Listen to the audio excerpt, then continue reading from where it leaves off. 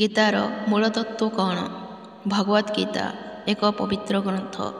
ହିନ୍ଦୁମାନଙ୍କର ଏହା ଏକ ଆରାଧ୍ୟ ଗ୍ରନ୍ଥ। ଯେଭଳି ଶିଖମାନଙ୍କର ଗ୍ରନ୍ଥ ସାହେବ ଓ ମୁସଲମାନମାନଙ୍କର କୋରାନ ଅନ୍ଧ ଭାବରେ ଏହାକୁ ପୂଜା ଅଥବା ଯନ୍ତ୍ରଚାଳିତ ଭଳି ଏହାର ପୁଣ୍ୟ ଶ୍ଳୋକଗୁଡ଼ିକୁ ଆବୃତ୍ତି କରିବା ପରିବର୍ତ୍ତେ ଆମେ ଯଦି ଏହାର ସମ୍ୟକ୍ ଅଧ୍ୟୟନ କରିବା, ତାହେଲେ ତହିଁରୁ ଆମକୁ ଜୀବନ ନିର୍ବାହର ଉପଯୁକ୍ତ ମାର୍ଗ ନିର୍ଦ୍ଦେଶ ମିଳିପାରିବ। ଈଶୋପନିଷଦର ପ୍ରଥମ 2ଟି ମନ୍ତ୍ର ଆମକୁ ସ୍ମରଣ କରାଇ ଦିଏ, ସମସ୍ତ ଧନ ପରମେଶ୍ୱରଙ୍କର। ସେ ଯାହା କିଛି ଆମକୁ ଦେଇଛନ୍ତି, କେବଳ ସେତିକି ହିଁ ଆମର ଭୋଗ୍ୟ। ଅନ୍ୟର ସମ୍ପଦ ପ୍ରତି ଆମେ ଲୋଭ କରିବା ନାହିଁ। ଜୀବନ କର୍ମର ଅଧୀନ। ଈଶୋପନିଷଦ ଏହା ସ୍ପଷ୍ଟ ସୂଚାଏ। ଏହା ଆହୁରି ମଧ୍ୟ କହେ, ଆମର ସମସ୍ତ କର୍ମ ନିର୍ଲିପ୍ତ ଭାବରେ ଓ କର୍ତ୍ତବ୍ୟବୋଧର ସହିତ କରିବାକୁ ପଡ଼ିବ। ଗୀତାର ମୂଳତତ୍ତ୍ୱ ଆପଣାର କର୍ମ କର।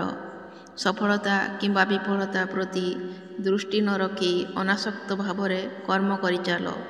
କୌଣସି ଫଳ ଆଶା ନ ରଖ, କେବଳ କର୍ମ କରିଚାଲ। ଫଳାଫଳ ପରମେଶ୍ୱରଙ୍କ ଉପରେ ଛାଡ଼ିଦିଅ। ଆତ୍ମାର ପବିତ୍ରତା ରକ୍ଷାର ଏହା ହିଁ ଏକମାତ୍ର ମାର୍ଗ। କର୍ମ ମଧ୍ୟରେ କିପରି ମାନସିକ ଶାନ୍ତି ମିଳିପାରିବ, ତାହା ଗୀତା ଆମକୁ ଶିକ୍ଷା ଦିଏ। କେବଳ ସନ୍ନ୍ୟାସ ଗ୍ରହଣ କଲେ ଶାନ୍ତି ମିଳେ ନାହିଁ। ଅନାସକ୍ତ ଭାବ ଓ ଈଶ୍ୱର ବିଶ୍ୱାସରୁ ହିଁ ଶାନ୍ତି ମିଳେ।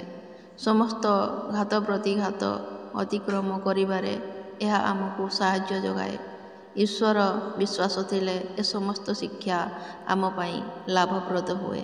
ବିଶ୍ୱାସ ନଥିଲେ ଆମକୁ ବୃଥା ଶ୍ରମ କରିବାକୁ ପଡ଼େ ଏବଂ ଆମର ସମସ୍ତ କାର୍ଯ୍ୟ କଷ୍ଟସାଧ୍ୟ ହୁଏ।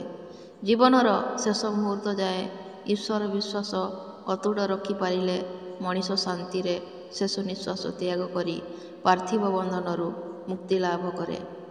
ମଣିଷର ବିଚାର ଶକ୍ତି କାମ କ୍ରୋଧ ଦ୍ୱାରା ଆକ୍ରାନ୍ତ ହେଲେ ମଣିଷ ପାପ କରେ।